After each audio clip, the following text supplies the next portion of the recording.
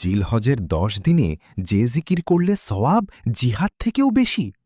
আল্লাহু আকবার, আল্লাহু আকবার, লা ইলাহা ইল্লাল্লাহু ওয়াল্লাহু আকবার, আল্লাহু আকবার ওয়ালিল্লাহিল হামদ। ফজিলত ও আমল। জিলহজের প্রথম ১০ দিন আল্লাহর কাছে এত প্রিয় যে এই দিনের নেক আমলের চেয়ে উত্তম আর কোনো দিন নেই, জিহাদও নয়। সহিহ বুখারী।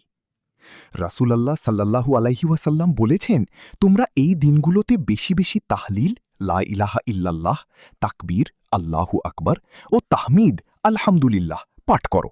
মুসনাদে আহমদ। কখন পড়বেন?